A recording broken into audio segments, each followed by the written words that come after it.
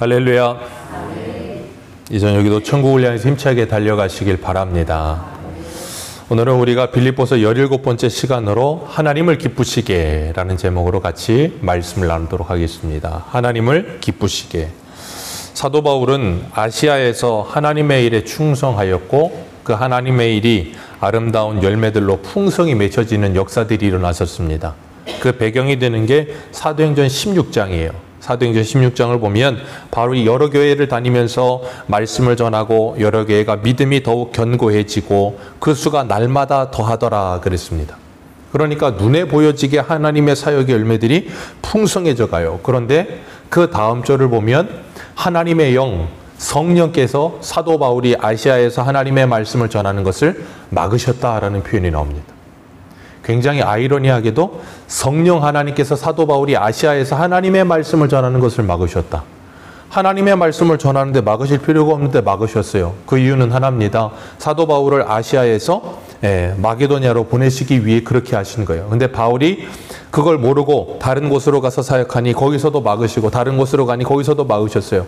나중에는 한밤중에 환상 중에 하나님께서 마게도냐 사람 하나가 나타나서 손짓하면서 건너와서 우리를 도우라 하는 그 환상을 보고서요 사도 바울이 마게도냐로 하나님이 가라고 하신 것을 인정하고 그곳으로 갔다 그랬습니다. 그렇게 하나님의 일에 열심히였고 그 사역의 열매도 풍성했고, 그런데 그 사도 바울을 아시아에서 마게도냐로 보내시고 그 아시아 지역은 베드로에게 맡기세요. 그래서 베드로전서 1장을 보면 본도, 갑바도기아, 그러면서 그 사도 바울이 사역하던 아시아 지역을 쭉 나열하면서 거기서 하나님의 사역을 했던 걸 보여줍니다. 바울이 마게도냐로 갔을 때 그 마게도냐 첫 성인 빌립보에 가서 거기서 누구를 만나냐면 루디아를 만나요. 루디아 만나서 그 집에서 빌립보 교회가 시작되고, 하나님의 말씀을 전하려고 밖에 나갔는데 귀신 들린 여자가 쫓아오면서 자꾸 방해하니까 어떻게 해요? 귀신 쫓아줬다가 모함을 받아서 매 맞고 감옥에 갇히고, 근데 감옥에 갇혔는데 거기서 하나님 또 누구를 구원하세요? 사도 바울 감옥에서 갇혀있는 가운데 그 간수와 그 간수 집을 구원하십니다. 그때 아주 유명한 말씀하죠. 주 예수를 믿으라. 그리하면 너와 내 집이 구원을 얻으리라. 그렇게 하나님께서 참 신묘막측하게 하나님의 일을 그렇게 해가시면서 빌립보 교회가 세워지게 하시고, 거기서 바울이 사역하는 가운데 많은 핍박이 있었어요. 그래서 바울이 빌립보 교회에서 사역을 오래 하지 못합니다. 오래 하지 못하고 거기서 이제 다른 곳으로 떠나오게 되는데, 그게 오늘 15절이에요.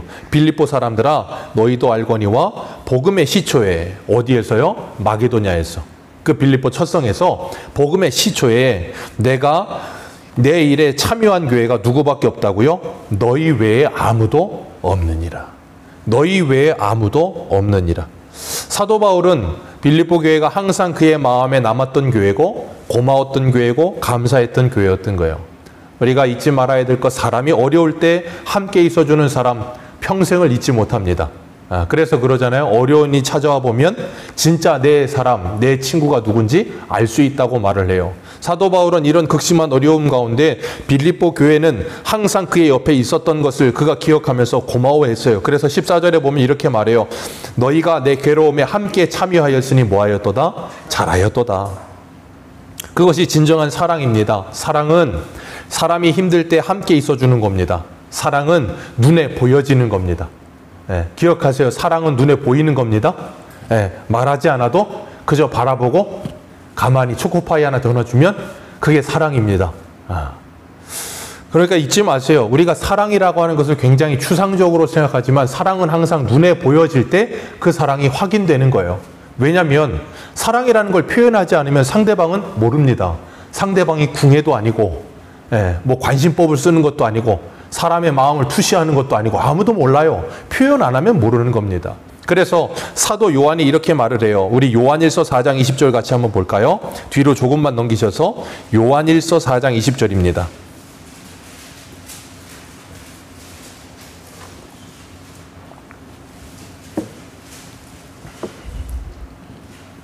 요한일서 4장 20절. 요한일서는 사랑에 대해서 가득하게 쓰여져 있는 책이죠. 요한일서 4장 20절 같이 읽겠습니다. 시작. 누구든지 하나님을 사랑하노라 하고 그 형제를 미워하면 이는 거짓말하는 자니 보는 바 그 형제를 사랑하지 아니하는 자는 보지 못하는 바 하나님을 사랑할 수 없느니라. 아멘. 우리가 이 계명을 주께 받았나니 하나님을 사랑하는 자는 또한 그 형제를 사랑할지니라. 하나님 사랑은 이웃 사랑으로 반드시 걸어가야 한다라는 것을 말씀하시면서 하나님 사랑은 눈에 보여지는 이웃 사랑으로 표현되어져야 한다라는 걸 말씀하시는 거예요. 그래서 예수님께서도 마가복음 7장에서 고르반 이야기하시면서 그러시잖아요. 너희가 하나님의 계명은 어기고 사람의 계명을 잘 지키는구나. 하나님께서 부모를 공경하라고 모세를 통해 율법을 주셨는데 그걸 하나님께 드림만 되면 부모에게 아무런 책임을 다하지 않아도 된다라고 생각하는 그런 말도 안 되는 일들이 일어나더라는 거예요. 하나님은 분명히 말씀하셨어요. 하나님을 향한 의무가 있다면 반드시 사람을 향한 의무도 따라온다는 거예요. 그것이 같이 가지 따로 가지 않는다는 겁니다. 그래서 한 장 앞으로 가셔서 요한일서 3장 17절 보겠습니다. 요한일서 3장 17절 같이 읽습니다. 시작. 누가 이 세상의 재물을 가지고 형제의 궁핍함을 보고도 도와줄 마음을 닫으면 하나님의 사랑이 어찌 그 속에 거하겠느냐. 자녀들아, 우리가 말과 혀로만 사랑하지 말고 행함과 진실함으로 사랑하자. 아멘. 말과 혀로만 사랑하지 말고 행함과 진실함으로 사랑하자. 그저 바라보지만 말고 초코파이를 주자. 그게 뭐라고요? 사랑이다. 우리 한 군데만 더 봅니다. 조금만 더 앞으로 오셔서 야고보서 2장을 보세요. 야고보서 2장 14절.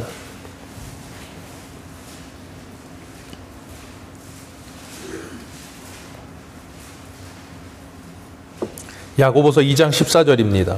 14절부터 우리 17절까지 같이 읽겠습니다. 시작. 내 형제들아, 만일 사람이 믿음이 있노라 하고 행함이 없으면 무슨 유익이 있으리요? 그 믿음이 능히 자기를 구원하겠느냐?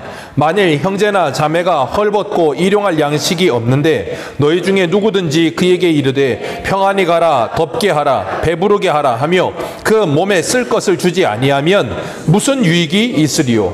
이와 같이 행함이 없는 믿음은 그 자체가 죽은 것이니라. 아멘. 형제나 자매가 헐벗고 일용할 양식이 없는데 더웁게 하라, 따뜻하게 하라, 가서 라면이라도 끓여 먹어라. 말만 하면 무슨 소용이 있겠냐고요. 아무것도 없는데. 그땐 뭐 하라고요? 밥을 사주라는 거예요.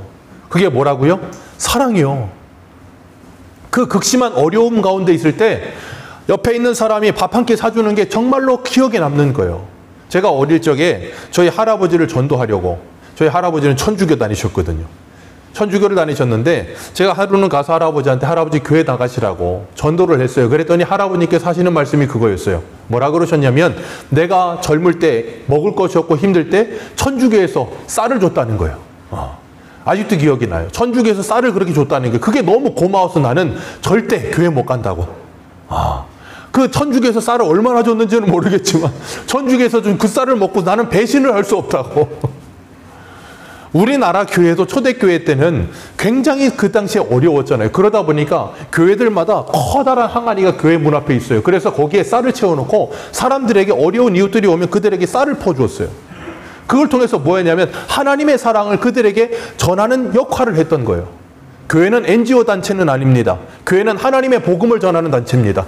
이곳은 하나님의 진리의 말씀이 선포되는 곳입니다. 그러나 세상의 사람들이 배고프고 힘들고 어려운 가운데 있을 때 그들을 돌아볼 수 있고 그들 옆에 있어줄 수 있는 것이 또 뭐예요? 교회가 해야 될 사명 중에 하나예요. 왠가 하면 그것을 통하여서 그들에게 하나님의 생명의 말씀이 전해질 수 있는 통로가 열려지잖아요. 그렇기 때문에 하나님은 우리에게 분명히 말씀하세요. 말과 혀로만 사랑하지 말고 행함과 진실함으로. 그걸 뭐라 그랬어요? 야고보서에는 참된 믿음으로, 죽어있는 믿음이 아닌 살아있는 믿음으로 행하라는 거예요. 그렇기 때문에 우리에게 하나님께서 말씀하시는 게 뭐예요? 참된 이웃사랑 아니면 참된 하나님 사랑은 무엇으로 표현된다고요? 초코파이를 주는 것으로 표현이 된다라고 말씀하고 계시는 거예요. 사랑하면 지갑이 열리는 겁니다. 사랑하면 돈을 쓰게 되는 겁니다. 마틴 루터도 그런 말을 했어요. 회개는 지갑에서 하는 것이다. 그런 표현을 했었는데 사랑하면 지갑이 열리고 돈을 씁니다. 그리고 사랑하면 지갑이 열리고 돈을 쓰면서 생색을 내지 않습니다. 왜냐하면 사랑하기 때문에 그래요. 근데 사랑하지 않잖아요? 지갑이 열리고 생색을 냅니다. 그럴 때는 어떤 말을 하고 싶냐면 차라리 지갑을 열지 않았으면. 지갑을 열고 생색을 한참 내. 그러면 그냥 지갑을 안 열었으면 좋겠다라는 생각을 해요. 사도행전에 보면 아나니아와 삽비라가 그랬죠. 지갑을 열고 절반을 뚱쳤다가 생색을 한창 내다가 죽죠. 생색 내다 죽습니다. 아나니아 삽비라가 밥 팔아가지고 절반 뚱쳤다가 거짓말하고 죽었어요. 근데 생색 내면 죽는 거예요. 우리가 신앙생활을 하면서도 믿음으로 하지 않고 생색 내면 그 영혼이 죽는 겁니다. 그렇기 때문에 하나님은 우리들에게 분명히 말씀하세요. 사랑하면 우리가 사랑을 표현하면서 그 사랑을 표현한 것을 생색내지 않고 잊어버리는 것이 사랑이라는 거예요. 우리 한 군데만 더 보겠습니다. 마태복음 25장을 한번 보세요. 마태복음 25장.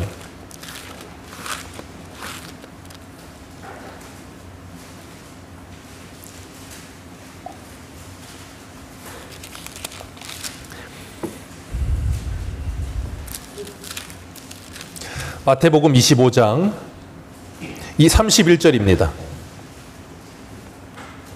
마태복음 25장 31절 양과 염소에 대한 비유인데요. 31절에서 34절까지만 읽겠습니다. 시작. 인자가 자기 영광으로 모든 천사와 함께 올 때에 자기 영광의 보좌에 앉으리니 모든 민족을 그 앞에 모으고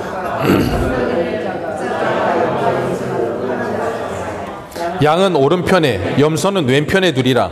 그때 임금이 그 오른편에 있는 자들에게 이르되 내 아버지께 복받을 자들이여 나와 창세로부터 너희를 위하여 예비된 나라를 상속받으라. 양들에게 이런 말씀을 하시는 거예요. 그러면서 하시는 말씀이 뭐예요? 35절에 내가 줄일 때 먹을 것을 주었고 내가 목마를 때 마시게 하였고 나그네 되었을 때 영접하였고 헐벗었을 때 옷을 입혔고 병들었을 때 돌보았고 옥에 갇혔을 때 와 보았느니라. 그랬더니 의인들이 뭐라 그럽니까? 우리가 어느 때 주께 줄인 것을 보고 음식을 대접하고 목마르신 것을 보고 마시게 하고 어느 때 나그네 되신 것을 보고 영접하고 헐벗은 것을 보고 옷 입혔나이까? 그랬더니 그 임금이 뭐라 그래요? 내 형제 중에 지극히 작은 자 하나에게 한 것이 곧 내게 한 것이니라. 우리가 주님에게 하는 것이 뭐라고요? 지극히 작은 자 하나에게 한 것이 곧 주님에게 한 것이니라 라고 말씀하세요. 그리고 그 왼편에 서 있는 염소들에게도 말합니다. 뭐라 그래요? 이 41절 또 왼편에 있는 자들에게 이르되 저주를 받은 자들아 나를 떠나 마귀와 그 사자들을 위하여 예비된 영원한 불에 들어가라. 이 둘 다 참 굉장히 재미있는 표현이 뭐냐면 우리가 어느 때 그런 일을 하였습니까? 라고 말을 하면서 양과 염소도 다 기억을 못해요. 그죠? 염소들은 자기들이 누구에게 뭐 하지 않은 것을 기억을 못한단 말이에요. 양들은 자기가 누구에게 한 것을 기억을 못해요. 우리가 어느 때 그런 일을 했습니까? 그랬더니 네가 그 작은 혼자 네 옆에 있던 그들에게 한 것이 곧 내게 한 것이다. 네가 그들에게 하지 않은 것이 곧 누구에게 하지 않은 것이다. 내게 하지 않은 것이다 라고 말씀을 하고 계신다고요. 그러니까 기억하십시오. 사랑은 말 없이 그냥 나누는 거예요. 나누면서도 그것을 생색내지 않고 그것을 기억하지도 않아요. 왜요? 주님께서 그러셨거든요. 거저 받았으니 거저 주어라. 하나님이 우리에게 은혜로 주어진 것, 하나님의 것을 하나님께서 나누게 하신 것을 나누었을 뿐인 거예요. 그런데 그것을 주님이 뭐라 그랬다고요? 잘했다라고 칭찬하신다고요. 오늘 빌립보 교회도 마찬가지예요. 하나님께서 그들에게 허락하신 것을 감사함과 기쁨으로 사도 바울에게 나누었는데 그것을 뭐 한다고요? 하나님을 기쁘시게 하는 것이다 라고 사도 바울이 칭찬하고 있다고요. 그렇기 때문에 우리가 잊지 말아야 될 것, 눈에 보이는 이웃을 향하는 태도가 곧 하나님을 향하는 태도라는 것을 기억하시길 바랍니다. 내 옆에 있는 사람들을 대하는 태도가 곧 주님을 대하는 태도입니다. 앞에 있는 이병수 목사를 대하는 태도가 주님을 대하는 태도입니다. 그래서 우리 교회, 우리나라는 성도님들이 목사님을 대할 때 지극정성으로 대합니다. 그건 누가 가르치지 않아도 우리나라의 좋은 전통 중에 하나예요. 목사님 하면 참 굉장히 목사님들을 이렇게 잘 섬겨주세요. 그건 너무 좋은 전통이에요. 근데 기억할 것, 목사님에게 하는 것이 주님에게 하는 것이고요. 옆에 있는 지체들에게 하는 것이 주님에게 하는 것입니다.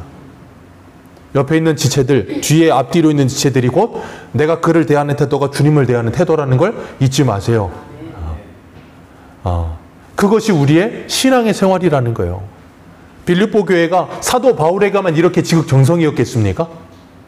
아니겠죠. 사도 바울에게 이런 믿음을 가지고 할 수 있는 사람들이었다면 다른 이들에게도 어떻게 했겠어요? 그런 믿음과 마음의 자세로 대하지 않았겠습니까? 왜 사도 바울은 오늘 본문으로 돌아가셔서 오늘 본문에 어디를 보시냐면 18절 말씀, 오늘 제목이 여기서 나왔어요. 18절 같이 한번 읽어봅니다. 시작. 내게는 모든 것이 있고 또 풍부한지라 에바브로디도 너희가 준 것을 받음으로 내가 풍족하니 이는 받으실 만한 향기로운 제물이요 하나님을 기쁘시게 한 것이라. 아멘. 빌립보 교회가 사도 바울에게 선교원금을 보냈습니다. 그런데 바울은 그걸 뭐라 그랬어요? 받으실 만한, 하나님이 받으실 만한 향기로운 제물이요 하나님을 기쁘시게 하는 것이다 라고 말을 하고 있어요. 왜 그렇게 표현할까요? 우리가 지금 여태 찾아 읽었던 말씀, 그 말씀 때문인 거예요. 마태복음 25장에 뭐라 그랬다고요? 지극히 작은 소자 하나에게 한 것이 곧 나에게 한 것이니라. 그러니까 지금 사도 바울은 뭐라고 말하고 있는 거예요? 나에게 한 것이 곧 누구에게 한 것이다? 하나님에게 한 것이다 라고 말하고 있는 거래요. 우리가 사도 바울이 다메섹 도상에서 예수 믿는 사람들을 잡으러 갔다가 큰 빛 가운데 예수님을 만납니다. 그때 예수님께서 누구십니까? 그랬더니 예수님이 뭐라고 대답하세요? 나는 내가 핍박하는 예수라. 사도 바울은 예수님을 직접 본 적이 없어요. 직접 핍박한 적도 없습니다. 근데 바울은 누구를 핍박했어요? 그 몸된 교회와 성도들을 핍박했어요. 그걸 주님은 뭐라 그래요? 네가 나를 핍박했다라고 말을 한다고요. 왜요? 예수 그리스도는 교회의 머리시니까요. 그래서 우리는 오늘 오전에도 로마서 6장 말씀을 나눈 것처럼 예수 그리스도와 연합하여 뭐가 됐어요? 한 몸이 됐어요. 아멘이십니까? 여기 있는 우리 모두가 다 예수 그리스도와 한 몸입니다. 그렇기 때문에 내가 다른 사람을 대하는 것이고 누구를 대하는 태도라고요? 예수 그리스도를 대하는 태도예요.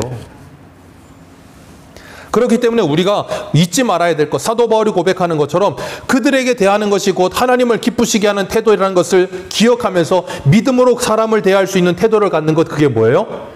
신앙의 성숙이라고 하는 거예요. 신앙의 성숙이라고 하는 겁니다. 그래서 오늘 유초등부 설교할 때도 아이들에게 설교하면서 그랬어요. 우리가 하나님의 형상이 회복이 되면 다른 사람 안에 있는 하나님의 형상도 해치지 않는 것이다 라고 말씀을 아이들에게 전했거든요. 하나님의 형상이 내 안에서 회복되지 않고 상해 있고 오염되어 있고 어그러져 있잖아요. 그런 다른 사람을 대할 때도 그 사람 안에 있는 하나님의 형상을 보지 못하고 뭐예요? 함부로 대합니다. 신앙이 좋다는 건 다른 사람 안에 있는 하나님의 형상을 볼 줄 아는 믿음의 눈이 열리는 거예요. 내 안에 있는 하나님의 형상을 볼 수 있는 믿음의 눈이 열리는 것이 신앙의 좋음입니다. 그래서 사람을 정중하게 대할 줄 알고 사람을 아름답게 대할 수 있는 것, 그게 뭐라고요? 신앙의 성숙이라고 부르는 거예요. 그래서 사도 바울은 이렇게 말하고 있어요. 내게 모든 것이 있고 또 풍부한지라 에바브로디도 편에 너희가 준 것을 받음으로 내가 풍족하니 그랬어요. 아니 분명히 앞에 내게 모든 것이 있고 또 뭐하다 그랬어요? 풍족하다 그랬어요. 근데 에바브로디도 편에 보낸 너희들의 것을 받으니 내가 또 뭐하다고요? 풍족하대요. 그러면 이 둘은 어떤 관계를 가지고 있을까요? 앞에 풍족하다는 건 뭘 풍족하다 그럴까요? 사도 바울이 분명히 말했잖아요. 11절 12절 같이 읽습니다. 시작.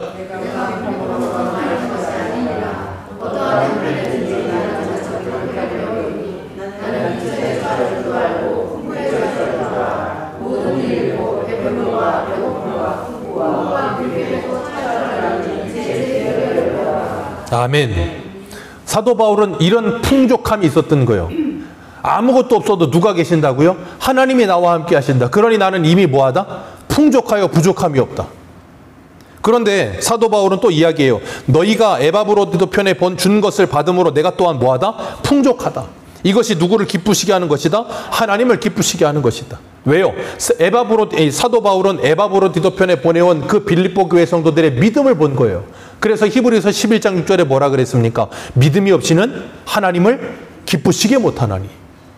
우리가 믿음으로 행하는 것을 하나님께서 바라보시는 줄 믿으시길 바랍니다. 하나님은 외모를 보지 않으세요. 하나님은 사람의 중심을 보십니다. 히브리서의 말씀처럼 하나님의 마음과 생각을 감찰하십니다. 그 사람의 의도와 목적과 생각을 이미 아신다고요. 그렇기 때문에 그 사람이 무슨 목적과 의도를 가지고 그 일을 하고 있느냐를 보시는 거예요. 우리들도 하나님을 기쁘시게 하는 삶을 살고 있는 줄로 믿습니다. 왜 대답을 안 했어요? 우리도 하나님을 기쁘시게 하는 삶을 살고 있는 줄로 믿습니다. 그래서 여러분들이 헌금하여서 선교헌금으로 저 김은석 선교사님, 최영천 선교사님, 송하배 목사님에게 선교헌금을 보내고 있는 거예요. 빌립보 교회가 보내고 있는 것처럼 우리도 하고 있는 겁니다. 그런 생각을 1도 못 하셨나요? 우리도 지금 그 일을 하고 있는 거예요. 우리도 빌립보 교회처럼 사도 바울을 그렇게 생각하고, 그래서 가끔씩 선교 편지 오면 밴드에 올려드리잖아요. 그걸 보면서 그것을 생각하고, 그 선교사님들의 기도의 제목을 생각하고, 마음으로 기도하며 함께 할 수 있는 것, 얼마나 아름답습니까? 그게 바로 풍족함이에요. 그게 바로 풍부함입니다. 그래서 사도 바울은 17절에 또 말해요. 내게 선물을 구함이 아니요 오직 너희에게 유익하도록 풍성한 열매를 구함이라. 너희들에게 그런 풍성함이 있기를 원한다라고 말씀하시는 거예요. 그래서 이 고린도후서 8장에 보면 연보에 대해서 이야기하면서 바울이 뭐라 그래요? 부요하신 주님께서 너희를 위하여 가난하여 주심은 너희를 뭐하게 하려면서 했어요? 너희를 부요하게 하려 하심이라. 예수 그리스도를 믿으면 우리는 부요해진 줄로 믿습니다. 세상의 모든 걸 다 가진 사람들인 줄 믿습니다. 부자 되세요. 웬만한 졸부되지 마시고 진짜 부자가 되세요. 진짜 부자가 되세요. 진짜 부자가 되셔야 되는 거예요. 진짜 부자가 되잖아요. 그러면 가치 투자를 합니다. 진짜 부자는 가치를 투자할 줄 알아요. 제가 얼마 전에도 뉴스 기사를 봤어요. 저는 그런 뉴스 보면 꼭 스크랩을 해서 스크린샷 찍어갖고 막 사진첩에 넣어놔요. 어떤 기사 보니까 어떤 무슨 명품이에요. 뭔데. 하여튼 무슨 명품인데 그 가방이 380만 원. 그런데 그 원가가 얼마인 줄 아세요? 원가가 공개가 됐어요. 명품 가방 380만 원짜리 팔리는 가방이 얼마인 줄 아십니까? 원가가 8만 원. 분명히 8만 원은 말 그대로 그 재료값일 거예요. 거기에는 디자인값, 그 사람들의 명품 디자인의 이 로고값 여러 가지가 포함되겠죠. 그런데 8만 원짜리가 380만 원이 돼요. 그건 좀 너무하지 않습니까? 그런데 우리는 그걸 아까워하지 않고 삽니다. 그걸 사면 애지중지하면서 8만 원짜리를 애지중지하면서 가꿉니다. 왜요? 그것에 가치를 부여하기 때문에 그래요. 그래서 가치를 투자하잖아요. 우리도 마찬가지예요. 하나님이 우리를 부유하게 하시면 진짜 부유함이 무엇인 줄 알고 그 부유함에 뭘 할 줄 안다고요? 가치를 투자할 줄 아는 사람들이 되는 거예요. 그게 빌립보 교회 성도들이었고 저와 여러분들이에요. 그래서 우리가 교회를 위해서도 아름답게 헌신하며 하나님의 일을 함께 하잖아요. 그죠? 저와 여러분들이 지금 빌립보 교회가 자고 있다니까요? 안 믿으십니까? 우리 김사라 집사님 오늘도 남동생을 위해서 기도해 준 거 감사합니다. 그리고 수박 2통을 사오셨어요. 문덕환 성도님하고. 문덕환 성도님 아직 맛보지 못하셨지만. 너무 감사하고 고마우니까 함께 나누려고 하고 함께 하려고 하는 거예요. 그게 뭐예요? 부요하며. 그래서 바울은 우리 한 군데만 더 봅니다. 고린도후서 6장을 한번 보세요. 고린도후서 6장 9절.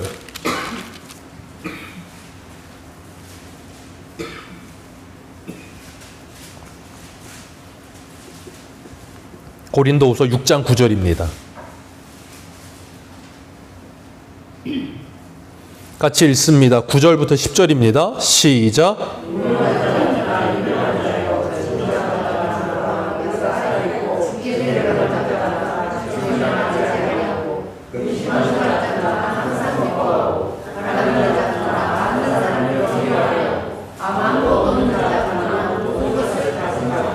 아멘. 이게 누구라고요? 사도 바울이요. 이게 누구라고요? 저와 여러분들이요. 그래서 우리는 아무것도 없는 자 같으나 모든 사람을 어떤 사람이라고요? 부유하게 하는 사람들. 아무것도 없는 자 같으나 모든 것을 가진 사람들. 그 모든 것이 누구예요? 예수 그리스도. 그 예수 그리스도를 가졌기 때문에 부족함이 없는 거예요. 정말이라니까요. 우리 젊은 사람들은요, 뭘 가지면 부족함이 없는 줄 아세요?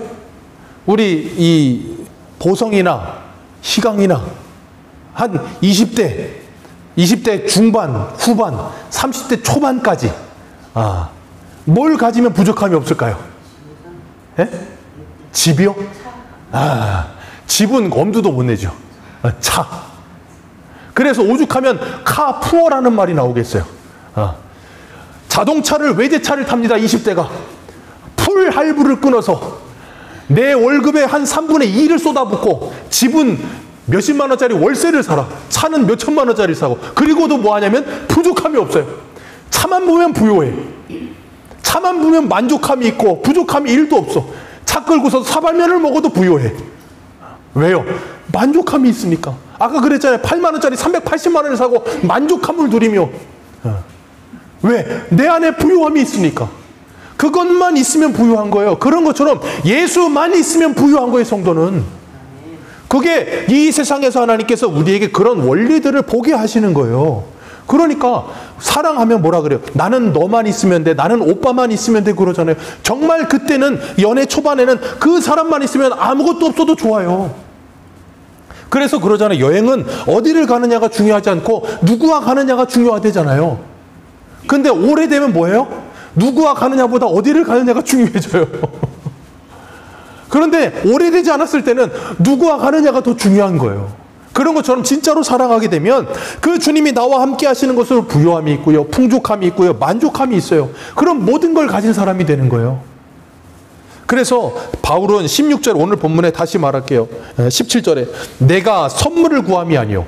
사도 바울은 지금 빌립보 교회가 에바브로디도편에 보내온 것들이 분명히 있어 고마워하고 감사하지만 선물을 구하는 것이 아니고 뭐 하라고요? 오직 너희에게 유익하도록 풍성한 열매를 구함이라. 너희가 주님 안에서 그 부유함이 계속 있었으면 좋겠다라고 말하고 있는 거예요.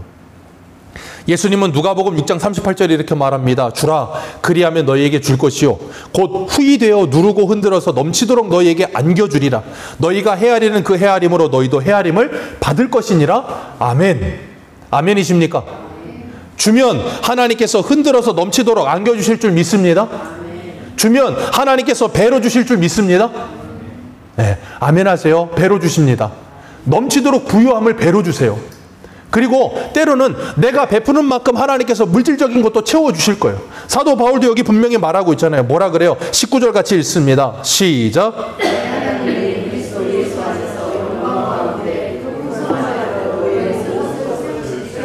아멘. 그 풍성한 대로 너희의 쓸 것도 채우시고 너희의 부유함도 풍성한 열매로 주시기를 원한다. 영적으로도 육적으로도 부족함이 없게 채워지기를 원한다라고 말하고 있잖아요. 그리고 바울은 연보에 대해서 얘기하면서 고린도후서 9장에서도 이렇게 말해요. 9장 6절 이것이 곧 적게 심은 자는 적게 거두고 많게 심은 자는 많게 거둔다는 말이로다. 각각 그 마음에 정한 대로 할 것이요 인색함으로나 억지로 하지 말지니 하나님은 즐겨내는 자를 사랑하시느니라. 아멘. 그러니 우리는 많이 심고 많이 거두시기를 주님의 이름으로 축복합니다. 네. 많이 심고 많이 거두시기를 주님의 이름으로 축복합니다. 그러면 뭐가 많이 심는 거예요? 많이 심는 게 뭐가 많이 심는 거예요? 누가복음 21장에 보면 예수님께서 성전에 헌금함에 주목하십니다. 그 헌금함에 주목하시는데 많은 사람들이 거기에다 헌금을 내죠. 많은 부자들은 많은 돈을 내고 한 과부는 2렙돈을 냅니다. 그런데 주님께서는 그 과부에 주목하시면서 뭐라 그랬어요? 이 과부가 낸 2렙돈이 여기서 낸 모든 사람들보다 많이 내었느니라. 왜요? 그는 그 가난한 가운데 그 모든 것을 하나님께 드렸느니라라고 말씀하시면서 뭘 하고 계세요? 그 여인의 신앙과 믿음을 보신 거예요.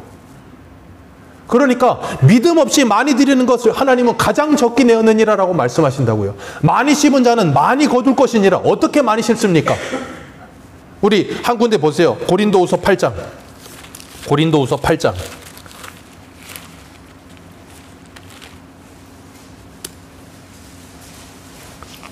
8장 1절과 2절.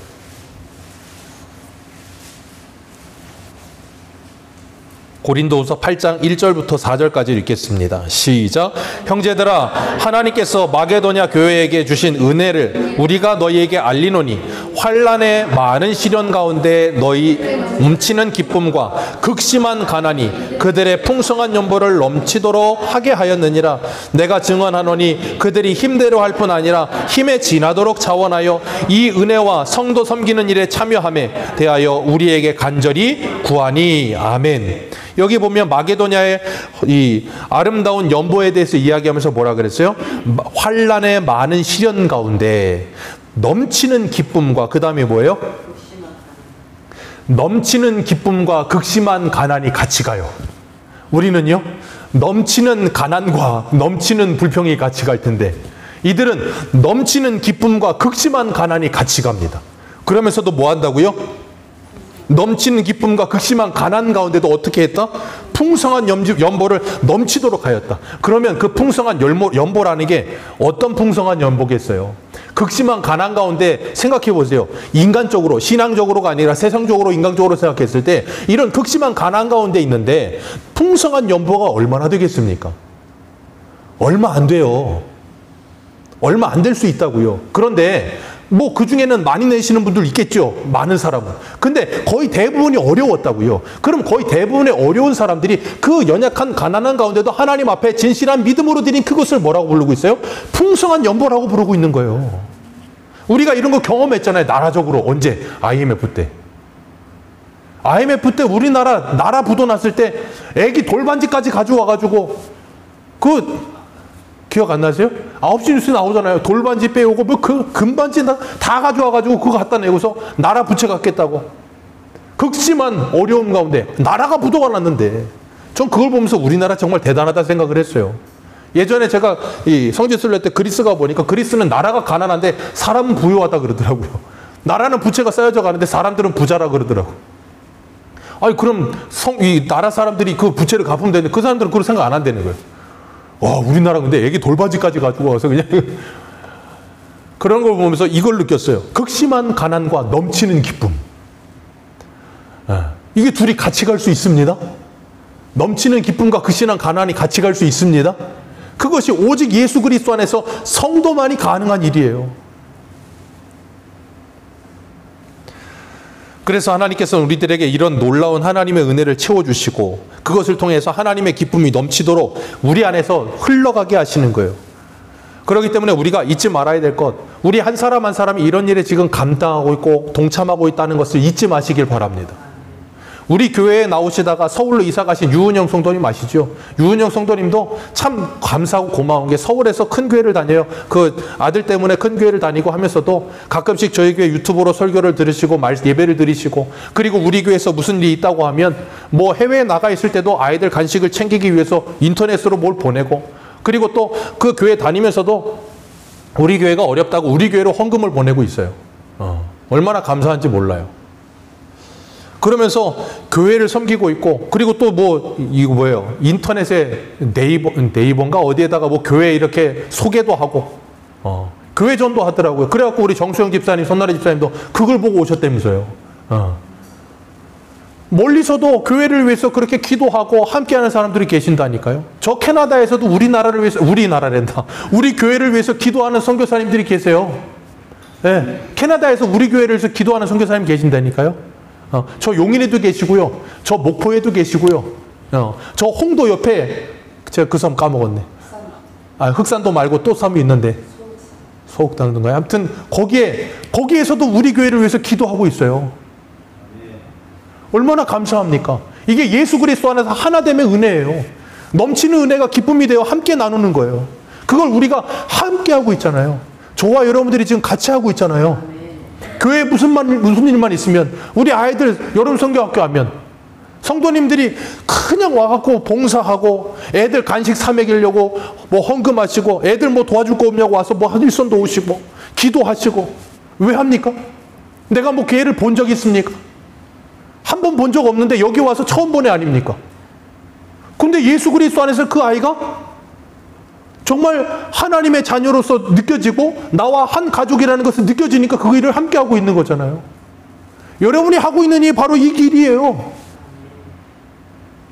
그래서 이병수 목사도 여러분을 위해서 항상 19절의 말씀과 같이 나의 하나님이 그리스도 예수 안에 영광 가운데 그 풍성한 대로 모든 것을 쓸 것을 채워주시기를 기도해요.